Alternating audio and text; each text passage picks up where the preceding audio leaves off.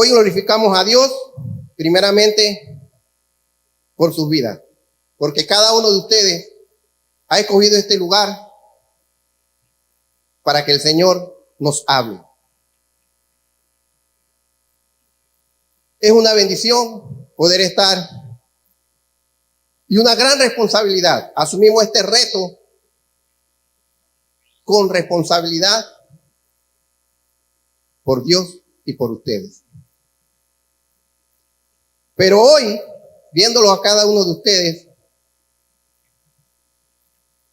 veo algo especial. Veo de que ustedes reflejan el amor, la fe y la esperanza en Cristo. Amén. Pero el amor, la fe y esa esperanza tiene que ir anclada a algo. Sabemos que es a Dios. Pero también algo especial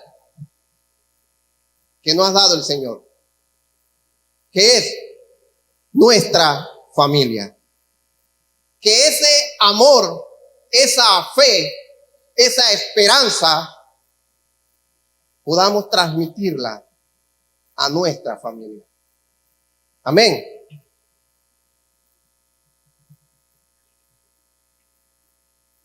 Esa familia que es el núcleo de la sociedad, ese regalo invaluable que nos ha dado Dios, ese lugar donde tenemos refugio, donde tenemos apoyo. Veía unos videos que el hermano Luis estaba haciendo. Yo veía la opinión de cada uno de ustedes, de su familia. Ese lugar donde aprendemos a amar. Ese lugar donde aprendemos a perdonar.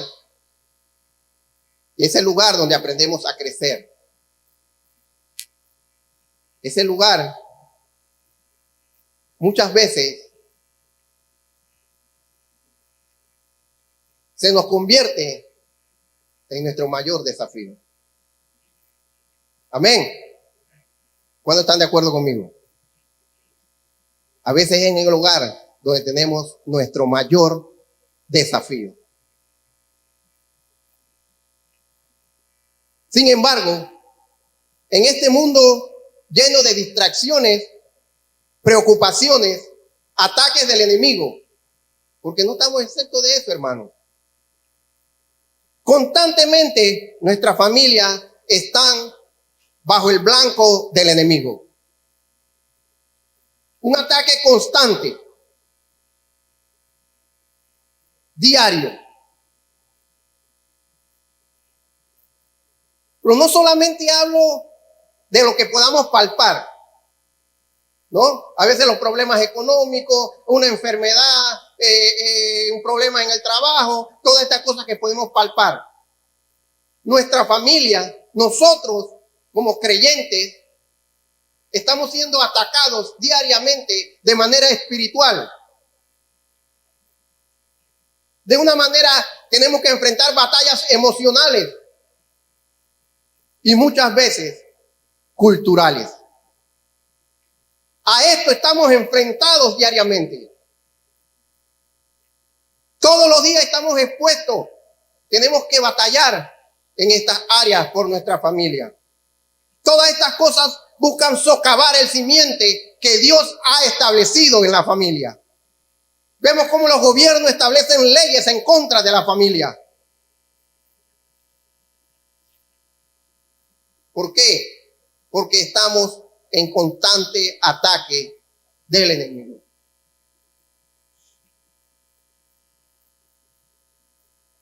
Cuando pasan estas cosas, hermanos, cuando el enemigo empieza a atacar, empieza a socavar estos cimientos y todas estas, empieza a confundirnos.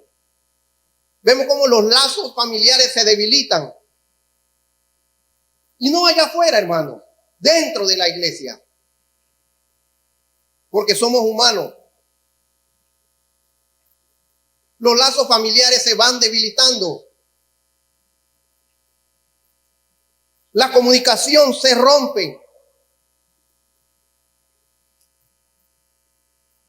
y pareciera que a veces la esperanza parece desvanecerse.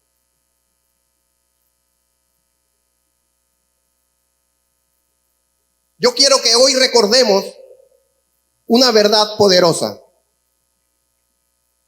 Nuestras familias valen la pena ser defendidas. Voy a repetirlo.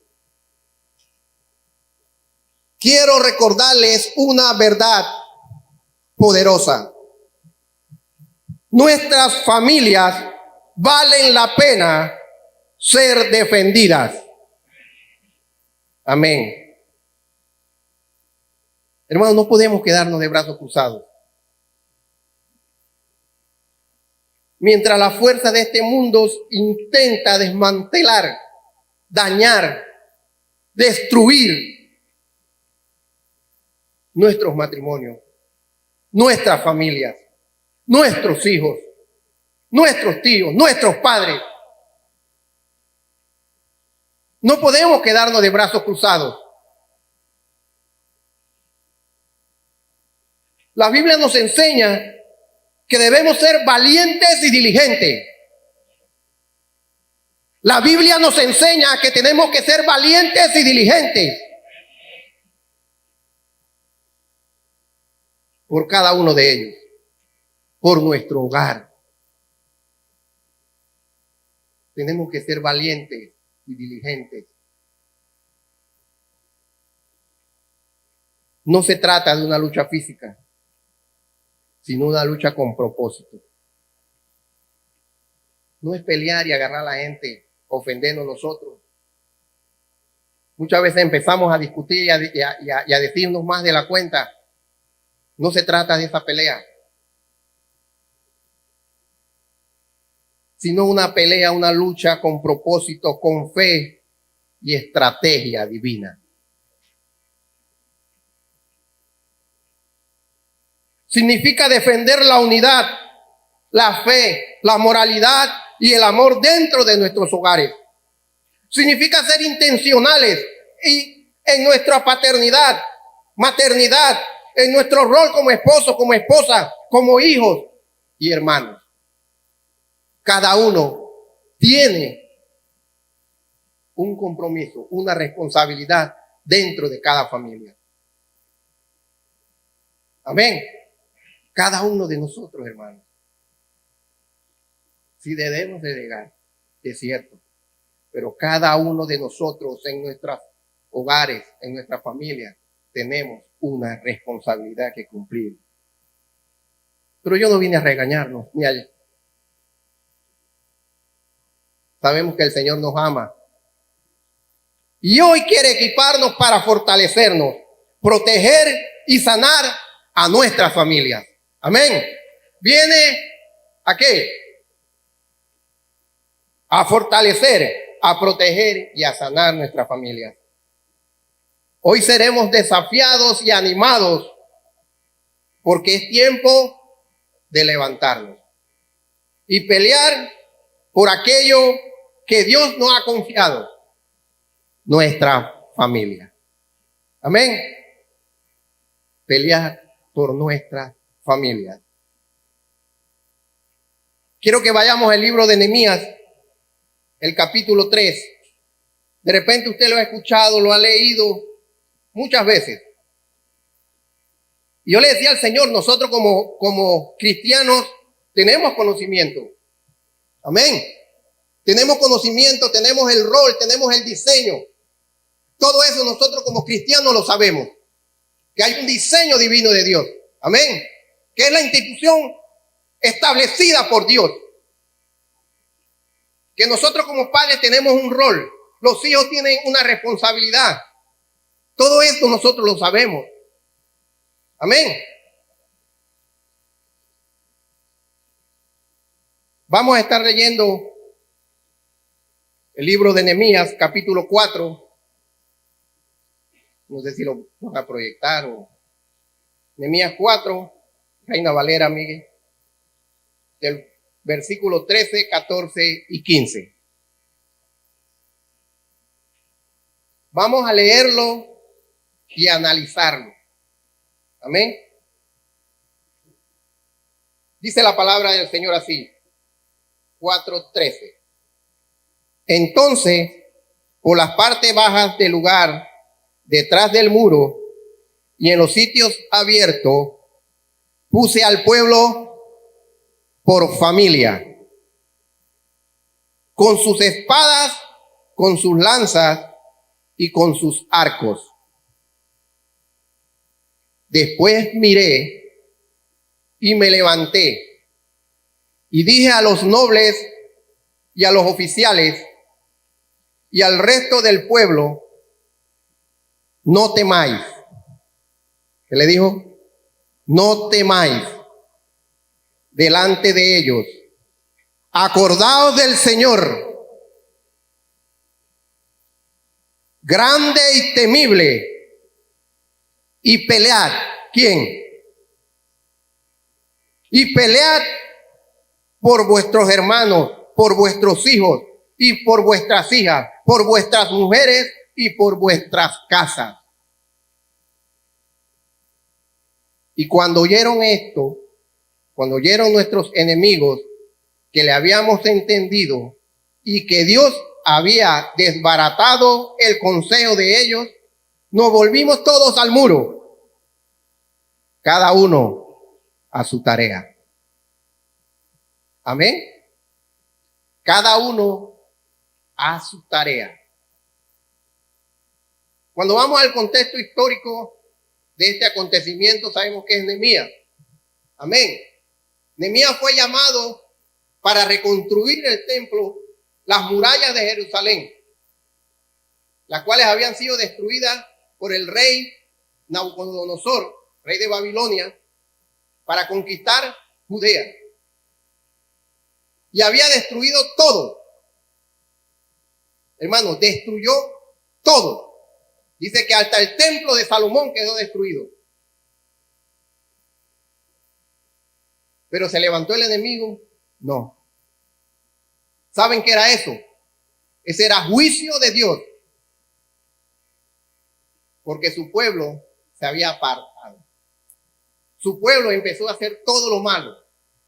Fue gobernado por reyes que adoraban a Baal. Practicaban la injusticia. Y a pesar de las advertencias que Dios le daba a través de los profetas, no se arrepentían. Y es por eso que el Señor permitió toda esta destrucción. Dice que todo quedó en ruina.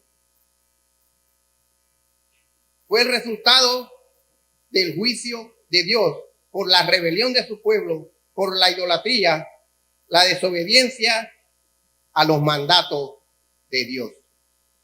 Amén. No fue casualidad. No fue porque Dios había olvidado de su pueblo. ¿Qué quería Dios? Que su pueblo se arrepintiera. Que retomaran el pacto que se había hecho. Que era fidelidad y obediencia a Dios. Amén. Esa es la historia.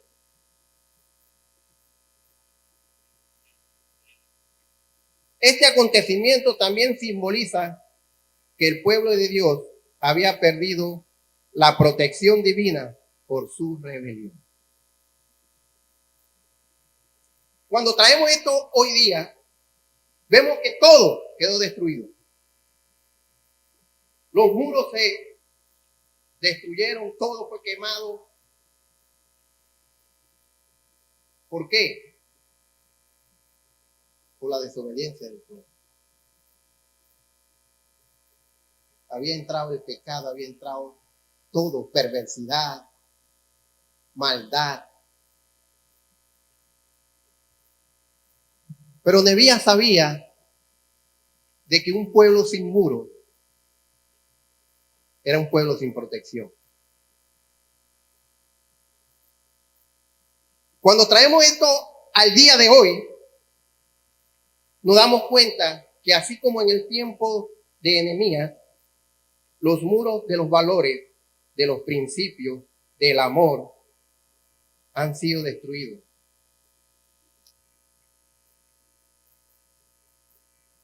Por la maldad, el orgullo, la soberbia.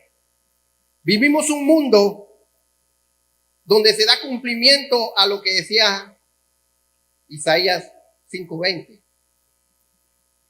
Y a lo bueno iba a llamar malo y a lo malo bueno. Vivimos en un tiempo así, donde los muros de la familia han sido destruidos por la maldad, la perversidad, el orgullo, la falta de perdón. Todo esto ha hecho que los muros familiares sean derribados. Y yo le preguntaba al Señor, ¿qué necesitamos? ¿O qué necesita mi familia? Tenemos que hacernos esa pregunta nosotros, analizarla.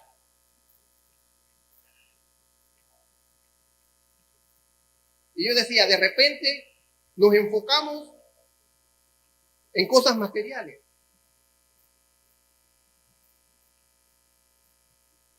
De repente usted dirá, yo necesito para mi familia más ingresos, un mejor trabajo, un mejor empleo, para que mi economía se establezca. Pero ¿qué dice la palabra de Dios? Dice Proverbios 17:1. Mejor es un bocado seco y en paz que casa de contienda llena de provisión. ¿De qué me sirve tener un salario jugoso si en mi casa no hay paz? Entonces, como tengo un mejor salario, necesito más responsabilidad en el trabajo, todas estas cosas allá, en mi familia, queda en un segundo plano. Todo es el trabajo.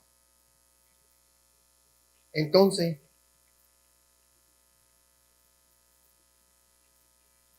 otros dirán que una casa más grande.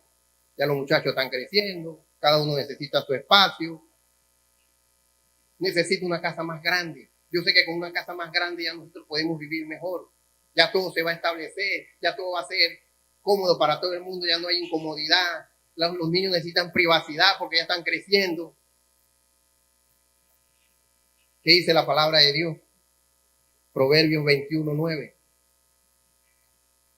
Mejor es vivir en un rincón del terrado que con mujer rencillosa en casa espaciosa. Hermano, una casa más grande, una casa con más divisiones, lo que provoca es división familiar. Usted tiene una diferencia en su casa, diferente opinión, ¿y qué pasa? Cada uno se va para su cuarto. ¿Cómo solucionar la diferencia dentro del hogar? Ahora tenemos la casa grande, cada uno en su cuarto.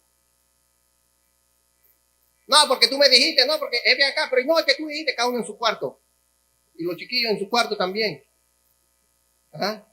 Pero ve acá, ¿por qué no me lo dijiste si estábamos acá? ¿Por qué ahora te fuiste para el cuarto y ahora estás gritando de allá para acá y de aquí para allá? Y todo el mundo, el cuarto, la casa grande, con más espacio. Dice la Biblia que mejor es vivir en un rincón del terrado que con mujer rencillosa y casa espaciosa.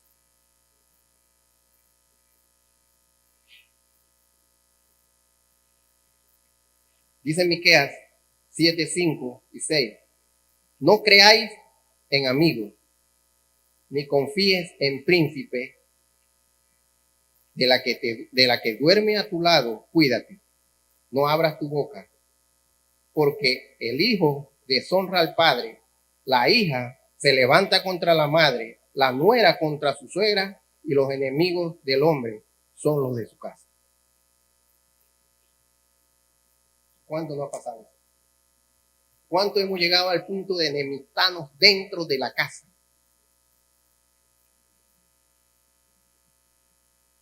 ¿Y saben por qué no pasa nada? Porque como tenemos una casa grande y cada uno llega y se mete en su cuarto, no nos hablamos. Cada uno coge su esquina, así mismo se levanta en la mañana, salen, nadie se ve, nadie dice nada. Somos enemigos dentro de nuestra casa.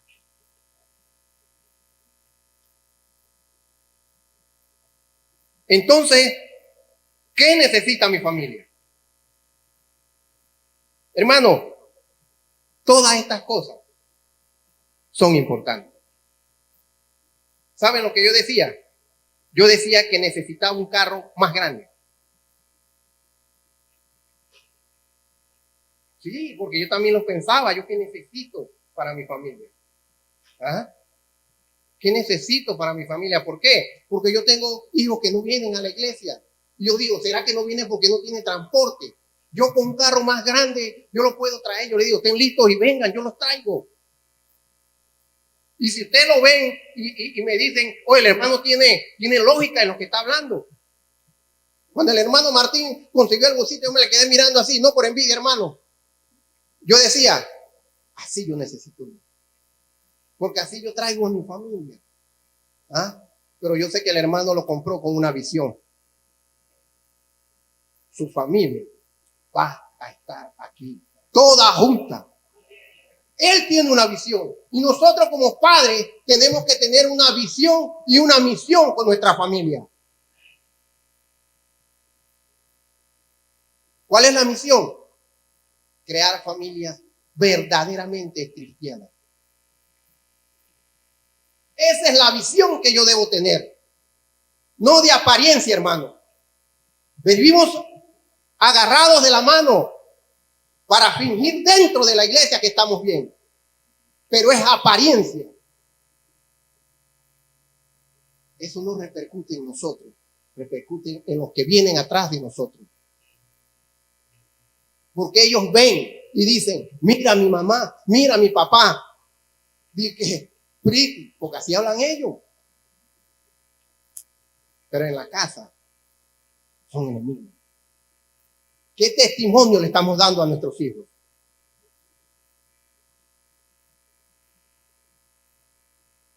Entonces, mi misión en mi casa es crear familias verdaderamente cristianas. Y mi visión debe ser que mi generación siga el camino de Dios. Esa es mi misión y esa es mi visión. Y lo que le mencioné no es que sea importante, no es que no sea, es importante, sí, es importante, pero no es necesario. Y la pregunta que hicimos, ¿qué es?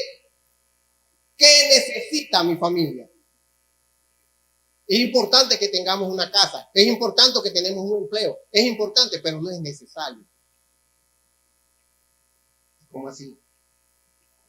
Nosotros es importante que tengamos vestidos, ¿verdad? Pero ¿qué necesitamos? El aire para respirar. ¿De qué me sirve tener ropa si no tenemos aire? Ya estamos listos. Amén. Entonces, hay cosas que son importantes, pero también hay cosas que son necesarias. Me enseñaba un pastor, siempre lo digo. Dice, hay cosas ciertas, pero también hay cosas verdaderas. Hay ciertas que no son verdaderas. Entonces, estas palabritas te quedan. Y yo decía, es cierto, es importante todas estas cosas, pero no son necesarias en mi familia.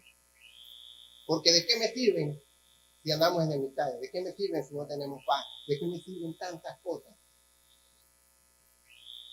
Si nuestra familia está en discordia, está en discusión, no hay paz, nadie quiere estar en esta casa.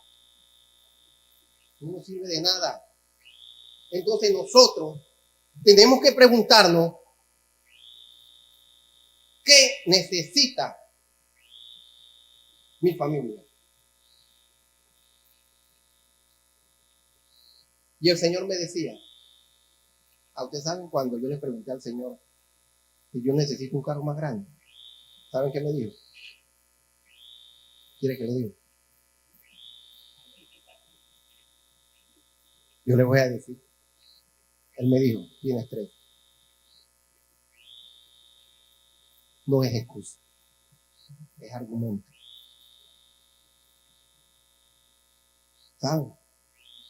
Si usted le pregunta a Dios, Él le va a contestar. A mí me contesta, hermano. Y me contesta siempre lo que no quiero escuchar. Amén. Porque sabe que Él no va a confrontar. Y yo le decía, entonces, ¿qué necesita mi familia? ¿Saben lo que necesita nuestra familia? ¿Quién la sabe? Un Nehemías que se levante, un Nehemías que cuando le llega el mensaje que su familia, que su esposa, que sus hijos están destruidos, que están en miseria, que no hay una relación, que se levante y empiece a edificar los muros, que empiece a edificar los valores, que empiece a llevar los principios de Dios. Eso es lo que necesita nuestra familia. Hermano, dice que Nehemías era el copero del rey. En ese entonces era el rey Artajerjes. ¿Qué tenía? Tenía un buen trabajo. Pero ¿cuánto estamos dispuestos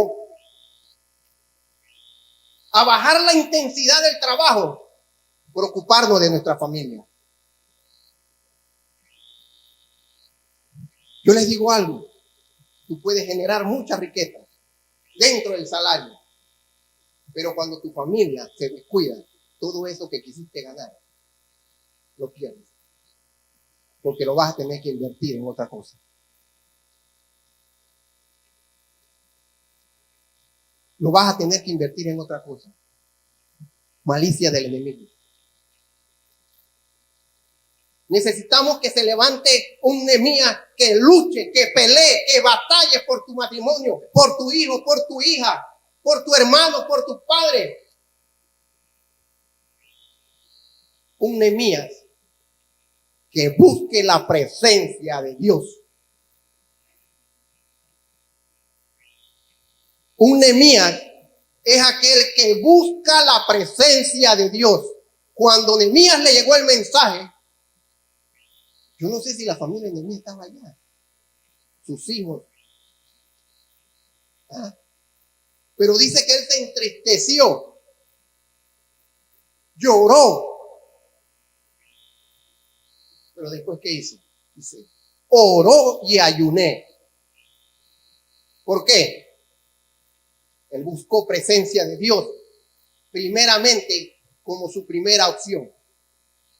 Su primera acción fue orar. No fue su última opción. Lo primero que hizo fue orar. ¿Qué buscó? Presencia de Dios. Cuando tú buscas presencia de Dios, Dios te va a dar dirección. Y de ahí, él empezó a trabajar. Nosotros como Nehemías tenemos que empezar a buscar presencia de Dios. Le exigimos a nuestros hijos que hagan, que vayan, que digan. Pero ¿y nosotros? No, pero yo no, porque yo no tengo tiempo.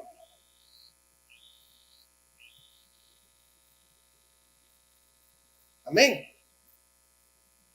Nosotros somos los Nehemías, los responsables de levantar los muros. Cuando nosotros empezamos a buscar la presencia de Dios, empezamos a levantar los muros. Ese simiente que es la relación con Dios. Ahí empieza nuestra reconstrucción. Porque muchas veces los muros han sido derribados. Por lo que ya anteriormente les mencioné. Nehemías es un modelo para las familias de hoy. Cómo se reconstruyen los muros en Jerusalén, sino también cómo se pueden restaurar y fortalecer nuestras familias.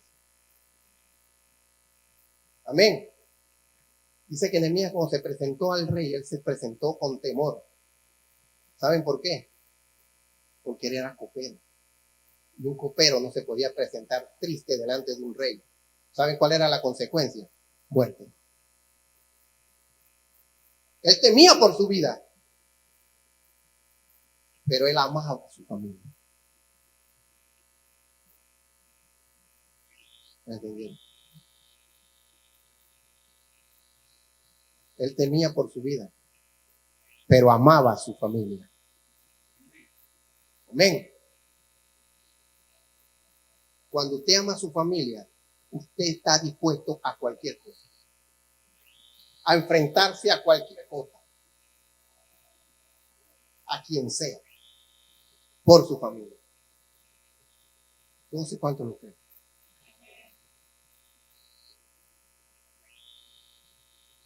Pero eso no se trata solamente de decir. Y cuando Nehemías empezó y hizo todo esto, él accionó. Él no se quedó y dice, bueno, Dios, tú sabes, tú conoces todas las cosas, tú sabes la necesidad de fulanito, tú sabes la necesidad del otro, y ve, de brazos cruzados. No, Señor. Tenemos que levantarnos. Tenemos que reconstruir. Sabemos que entonces Nehemías empezó y oró. Antes de cualquier acción, Nehemías oró y ayunó. Amén.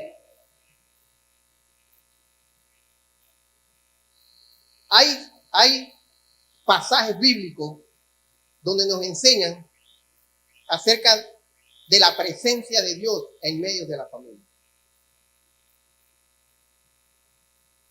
Porque no solamente se trata de que yo busque la presencia de Dios y no obedezca lo que Dios me manda. Amén. Yo puedo buscar la presencia de Dios, pero hago lo que Dios me está mandando. El libro de Crónicas nos habla acerca de, en el capítulo 13, de un hombre llamado Obed-Edom. ¿Cuántos lo han escuchado? Amén. Dice que el arca de Dios estuvo en su casa. Y cuando el arca de Dios estuvo en su casa, ¿qué pasó? Su familia fue bendecida. Ahí hay una promesa de parte de Dios. Cuando tú buscas la presencia de Dios, tu familia va a ser bendecida. ¿Qué dice? Primera de Crónicas 13:14. Dice, y el arca de Dios estuvo con la familia de Obed-Edom en su casa por 3 meses. Y bendijo Jehová la casa de Obed-Edom y todo lo que tenía. ¿Por qué no tenemos las cosas que Dios ha prometido para nosotros? ¿Por qué? Aquí está la respuesta. Tenemos que buscar la presencia de Dios. La presencia de Dios trae a nosotros bendición. A nosotros. ¿Y a quién más? A la familia. Y dice, y todo lo que tenía. Hermano, son promesas que Dios tiene para nuestra familia, para sus hijos, para su matrimonio.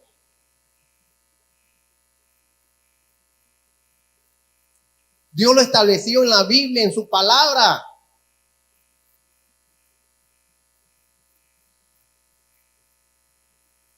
Por eso que nosotros tenemos que buscar la presencia de Dios para que nos dé la dirección sabia. ¿Saben por qué? Porque podemos cometer errores, pero el error trae consecuencias como el pecado.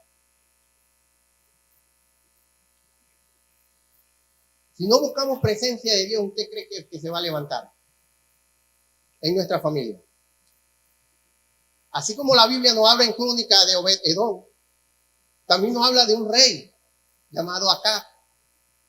¿Qué hizo Acab? Hizo lo malo delante de Dios. Todo lo malo delante de Dios. Todo lo que se puede decir malo.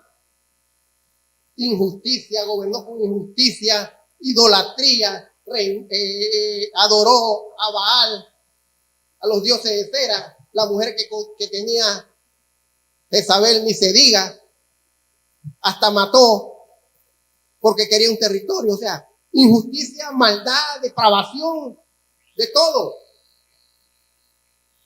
Pero ¿qué él estaba haciendo? Dice que tuvo alrededor de 70 hijos acá. ¿Cuáles fueron las consecuencias de no buscar la presencia de Dios? Y suena duro.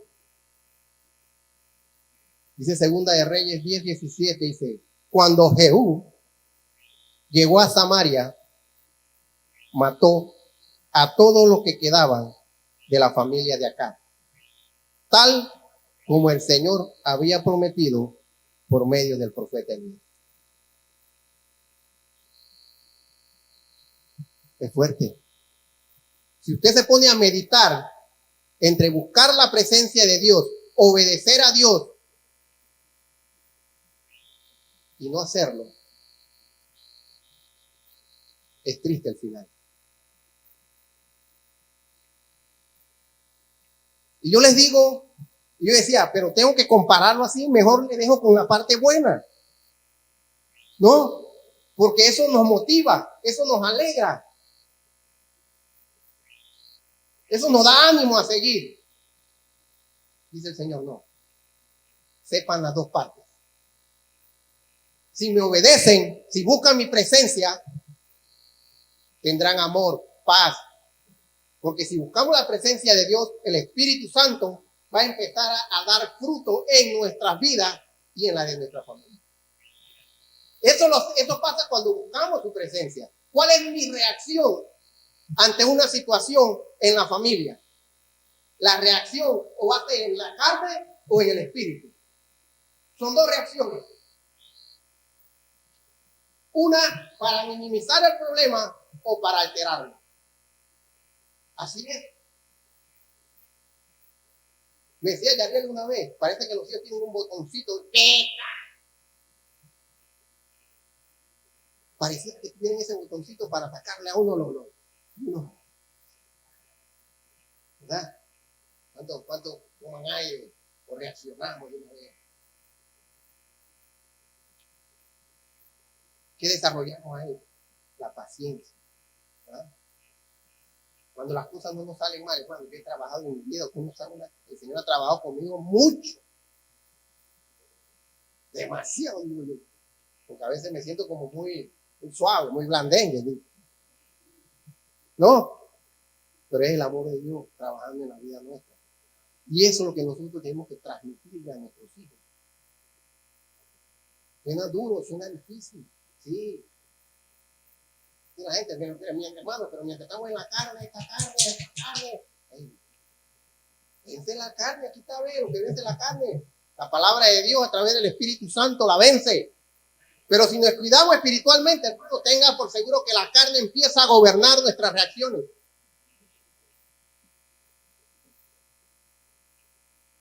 Amén. Y buscando la presencia de Dios, cuando tenemos esa dirección sabia, sabemos de que en Dios vamos a ser bendecidos. Hay la visión y la misión que les mencioné antes. Hay una responsabilidad de nosotros como padres. ¿Cuánto la saben? Hay una responsabilidad de nosotros como padres. Dice la palabra en el Proverbio 22:6. Dice usted, está bien, no sé. ¿Cuánto se lo saben? Ahora cuando lo leo se van a decir, ya me sabía. Dirige a tus hijos. ¿Quién? Mira, dirige a tus hijos por el camino correcto. Y cuando sean mayores, no se apartarán. ¿Qué hay aquí? Que hay una promesa de parte de Dios, pero también una responsabilidad de nosotros. Ahí dice, para ver, dirige a tus hijos. Gobierno, maestro, líderes. ¿A quién le habla? Al padre. ¿Qué tiene que hacer? Dirige a tus hijos. Y viene la promesa. O sea, yo tengo que realizar un trabajo. ¿Por qué? Porque queremos la promesa de parte de Dios. pero no queremos hacer nuestro trabajo.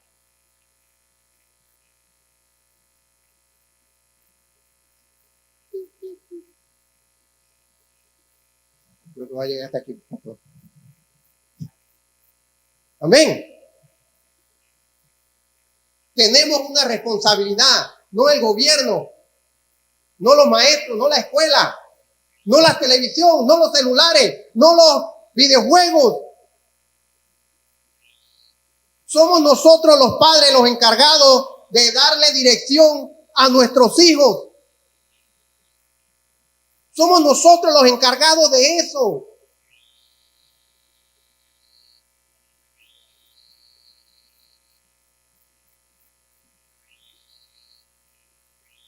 En antes de comenzar con el pastor, yo decía, pues vamos a dejarlo hasta ahí nada más. ¿Por qué? Vemos cómo el gobierno está aprobando leyes en contra de los padres, se puede decir, quitando la autoridad a los padres. Entonces, vamos a detenernos aquí un poquito.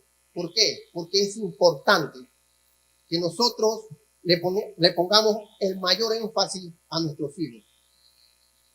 Cuando se levantan leyes que van en contra o desautorizan a tus padres, tú debes de decir, hay un diseño establecido por Dios en tu palabra. No es que vas en contra de la ley. Amén. Sino en los principios y los valores que tus padres te han dado. ¿Por qué? Porque va a llegar el momento en que cada uno de nuestros hijos van a tener que tomar decisiones. Y ellos tienen que tener esto claro.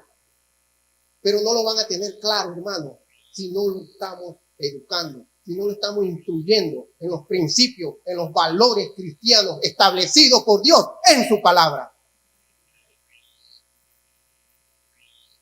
Por eso es necesario y una gran responsabilidad nuestra de cumplir esta labor.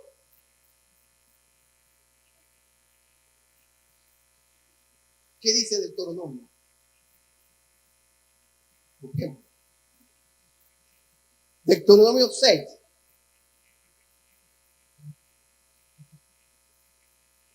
Deuteronomio 6, el 6 y el 7.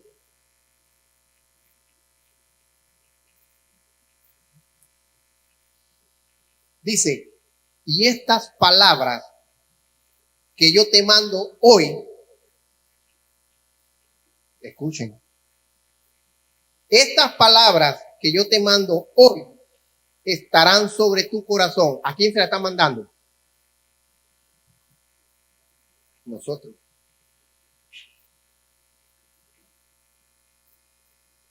Estarán sobre tu corazón, dice, y las repetirás a tus hijos y hablarás de ellas estando en tu casa y andando por el camino, al acostarte y cuando te levantes. Un trabajo de nosotros los padres.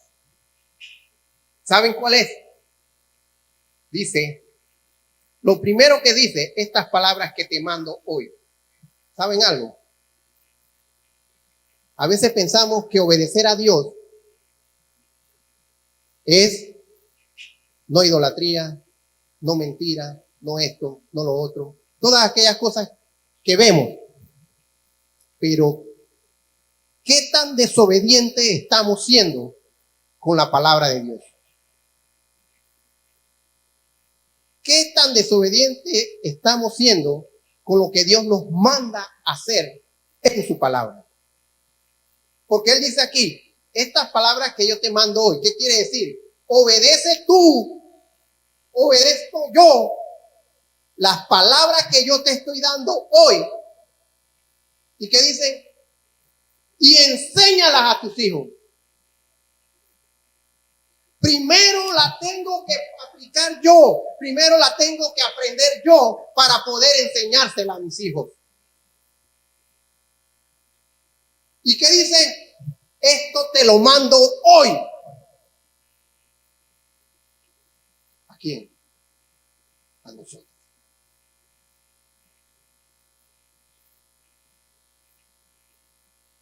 A nosotros los padres.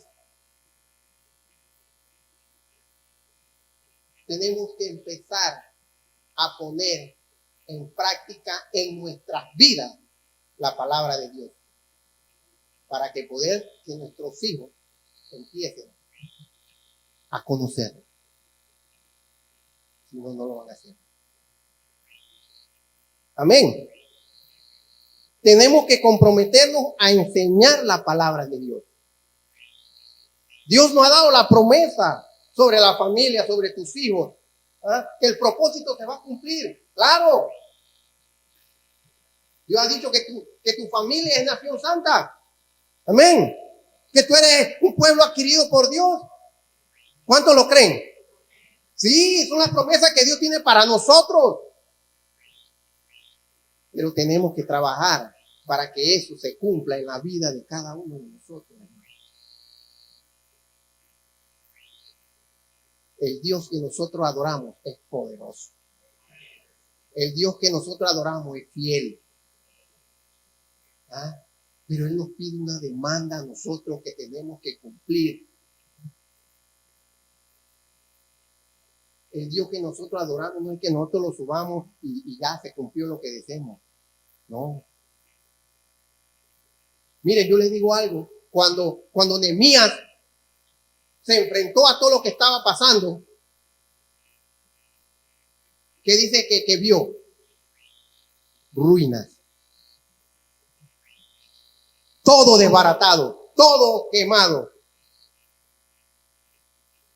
Pero dice que cuando llegaron el mensaje, dice, él le preguntó, ¿y el remanente?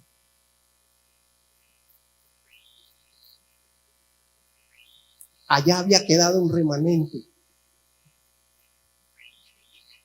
Amén.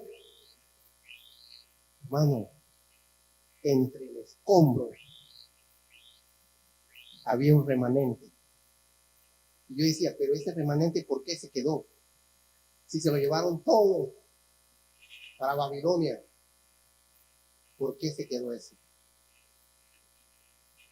Porque ese Dios que nosotros adoramos es sabio. ¿Saben por qué dejó ese remanente? Dice que ese remanente era para cultivar la tierra. ¿Me entendieron? Ese remanente que quedó era para cultivar la tierra. Y cuando hablamos de cultivar la tierra, ¿qué es? Llevar la palabra, que esa semilla empiece a crecer en medio de la ruina, en medio de todo el escombro. Usted y yo somos un remanente. Muchas veces hemos salido de un lugar feo, pero hoy día estamos llevando ese mensaje a nuestra familia para que cambie esa generación perversa que venía. Pero en medio de la edificación dice que Nehemías se topó ¿con quién? Sanballat, Tobías, Gesem. ¿Quién eran estos? Eran la oposición a que no querían que los muros fueran construidos. ¿Qué quiere decir? Dice que cuando él vio esto, empezaron a burlarse. ¿Quiénes son? Los enemigos. Empezaron a burlarse. Cuando tú te empiezas a meter con Dios, cuando tú buscas presencia de Dios, se van a levantar enemigos. Se van a levantar enemigos. Pero ¿qué le dijo Nehemías? Acuérdense del Señor, que es fuerte. Amén. Acuérdense del Señor, que es fuerte y temible. Que dice, no le tengan miedo. No le tengan miedo a la adversidad, a las situaciones que se van a presentar. Porque cuando tú buscas de Dios y quieres acomodar tu vida, se van a levantar cosas. Cuando tú quieres empezar a formar parte de Dios y empiezas a entregar, a servirle a Dios, empiezas a poner tu vida, tu situación en orden. Cuando tú buscas presencia de Dios, se van a levantar situaciones, se van a levantar enfermedades, se van a levantar adversidades. De repente quedas hasta sin trabajo, pero son los enemigos. Pero el Señor te dice hoy que mires al Señor, que es grande, temible, fuerte. No le tengas miedo. Hermano, usted dice eso porque, hermano, yo he pasado situaciones.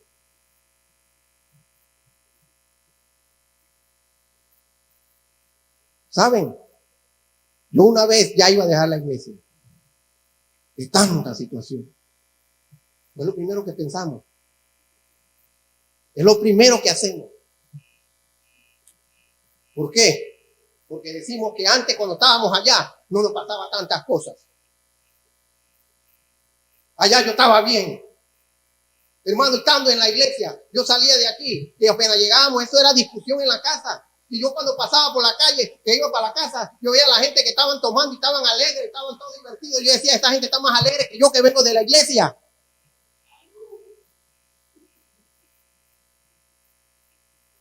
Así es, hermano.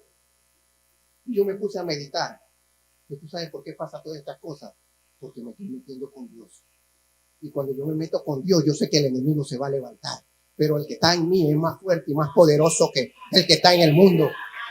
¿Ah? Y la palabra dice que yo puedo, en Cristo soy fuerte, en Cristo todo lo puedo. Pero eso yo lo tengo que vivir para poder experimentar y poder saber y poder creer y poder hacer todas las cosas que el Señor ha tenido en la palabra. Pero yo te digo algo, no todo el mundo a veces tiene la firmeza, pero yo te digo hoy que el Señor que tú adoras, al Señor que tú has empezado a seguir, es fuerte, es grande, es poderoso y nada. Dice que Él venció en la cruz del Calvario.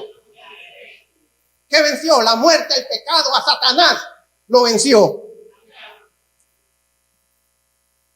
Y es cierto, de repente a veces nos desanimamos, porque cuando viene el enemigo, Él va a traer desánimo, Él va a traer depresión, Él va a traer angustia, va a traer dolor.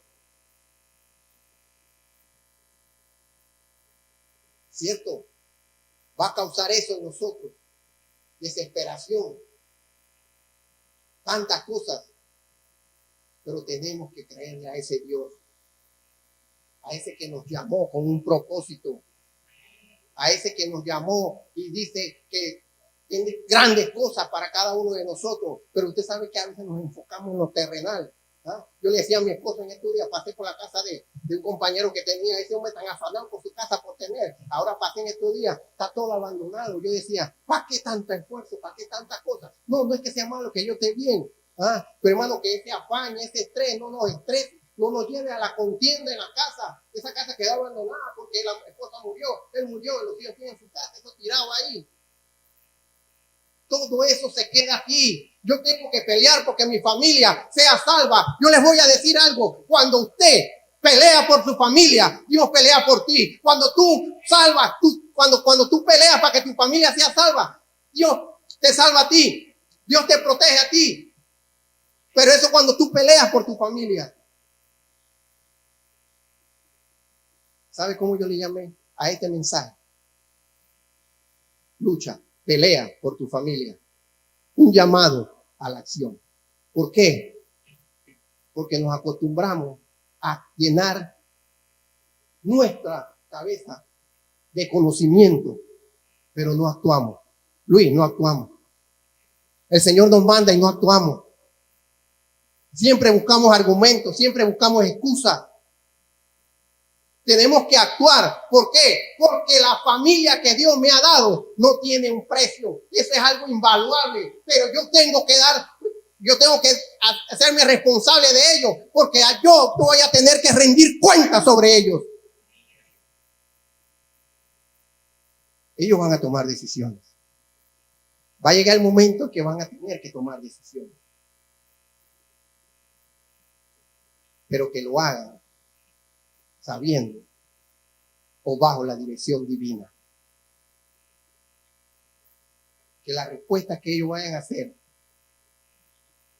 sea basada en los principios y en los valores que nosotros como padres le hemos inculcado. ¿Por qué? Porque esa es una promesa de parte de Dios. Cada vez que nosotros tengamos que tomar una decisión para algo, tenemos que pedirle dirección a Dios. Que no sea basada en nuestras emociones, que no sea una reacción, sino que le pidamos dirección a Dios. Cuando nosotros peleamos por nuestra familia, hermano, y empezamos a edificar, vamos a sacar tiempo. Miren, cuando nuestra familia nos interesa, nosotros vamos a buscar consejos. ¿Saben por qué? Porque me importa mi familia. Si tu familia no te importa, tú no vas a buscar consejos. ¿Por qué? Porque al final lo van a llevar al dime que te diré. Nosotros pedimos consejos. ¿Y ustedes saben qué? A veces hasta hermanos más de menos tiempo de nosotros. Y usted no ve a mi esposa así. Y nosotros hemos pasado situaciones, porque somos seres humanos. Pero la gracia y honra de Dios, hermanos, ya nosotros sabemos manejar nuestra diferencia. Antes habían días que no nos hablábamos, semanas. Y una persona en conversa me dijo a mí, ¿usted tiene esposa? Yo sí. No pierda el tiempo discutiendo con ella. ¿Pero por qué? Mi esposo se fue y ahora lo extraño. Y si yo pudiera recuperar los días que yo tuve peleado con mi esposo, todavía lo tuviera. Esa es su esposa, ese es su esposo, ese es su hijo, esa es su hija. Pelee por ellos. Que el amor que usted tenga por ellos sea mayor que cualquier situación y cualquier adversidad. No nos hagamos daño. No nos hagamos daño. Sepamos perdonar. Sepamos perdonar. ¿Saben por qué? A veces no perdonamos. Y usted dirá, hermano, esa persona ha fallado mucho. Ya yo le he perdonado 1000 veces. Pero ¿qué dice uno? Bueno, la palabra de Dios dice que tú tienes que perdonar 70 veces 7. Y nos agarramos de esa. Pero ¿qué pasa con el que está cometiendo el error? O el que está cometiendo la falta. Sigue cometiéndola porque dice la palabra que tú tienes que perdonar. Porque tú tienes que perdonar. Pero cuando tú le pides dirección a Dios, Dios te va a dar la dirección.